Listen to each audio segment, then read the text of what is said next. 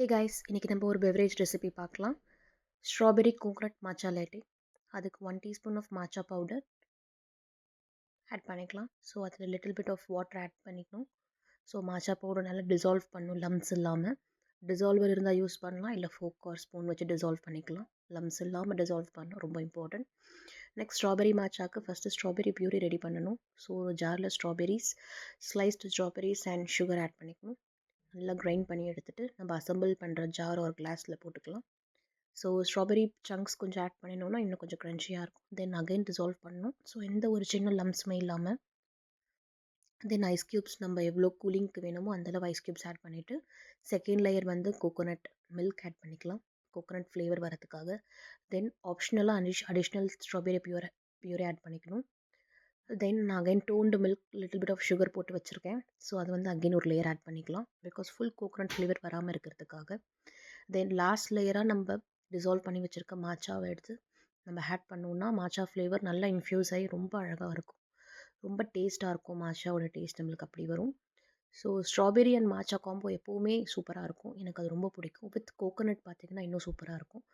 So இதான் வந்து பார்க்கும்போது நாங்கள் ஜப்பானில் டேஸ்ட் பண்ணோமோ அதே மாதிரி இருந்துச்சு. அண்ட் டேஸ்ட்டுமே அதே மாதிரி எக்ஸாக்டாக இருக்குதுன்னு என் ஹஸ்பண்ட் சொன்னார். ஸோ இது ரொம்ப எக்ஸ்பென்சிவ் வெளியில், நம்ம வீட்டில் பண்ணது ரொம்ப நல்லா இருந்துச்சு.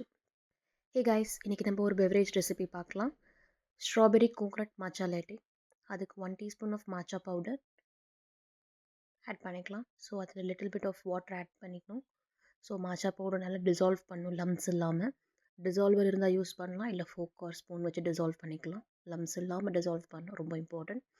நெக்ஸ்ட் ஸ்ட்ராபெரி மாச்சாக்கு ஃபஸ்ட்டு ஸ்ட்ராபெரி பியூரி ரெடி பண்ணணும். ஸோ ஒரு ஜாரில் strawberries, sliced strawberries and sugar add பண்ணிக்கணும்.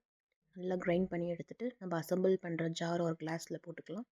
ஸோ ஸ்ட்ராபெரி சங்க்ஸ் கொஞ்சம் ஆட் பண்ணினோன்னா இன்னும் கொஞ்சம் க்ரன்ச்சியாக இருக்கும். தென் அகைன் டிசால்வ் பண்ணணும். ஸோ எந்த ஒரு சின்ன லம்ஸுமே இல்லாமல். தென் ஐஸ் க்யூப்ஸ் நம்ம எவ்வளோ கூலிங்க்கு வேணுமோ அந்தளவு ஐஸ் க்யூப்ஸ் ஆட் பண்ணிவிட்டு செகண்ட் லேயர் வந்து கோகோனட் மில்க் ஆட் பண்ணிக்கலாம், கோகோனட் ஃப்ளேவர் வரதுக்காக. தென் ஆப்ஷனலாக அடிஷ்னல் ஸ்ட்ராபெரி பியூரே ஆட் பண்ணிக்கணும். தென் நான் again toned milk little bit of sugar போட்டு வச்சுருக்கேன். ஸோ அது வந்து அகைன் ஒரு லேயர் ஆட் பண்ணிக்கலாம், பிகாஸ் ஃபுல் கோகோனட் ஃப்ளேவர் வராமல் இருக்கிறதுக்காக. தென் லாஸ்ட் லேயராக நம்ம டிசால்வ் பண்ணி வச்சுருக்க மாச்சாவை எடுத்து நம்ம ஆட் பண்ணோன்னா மாச்சா ஃப்ளேவர் நல்லா இன்ஃப்யூஸ் ஆகி ரொம்ப அழகாக இருக்கும், ரொம்ப டேஸ்ட்டாக இருக்கும். மாச்சாவோட டேஸ்ட் நம்மளுக்கு அப்படி வரும்.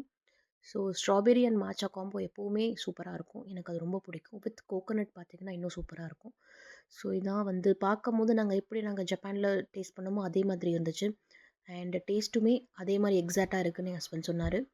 ஸோ இது ரொம்ப எக்ஸ்பென்சிவ் வெளியில், நம்ம வீட்டில் பண்ணது ரொம்ப நல்லா இருந்துச்சு.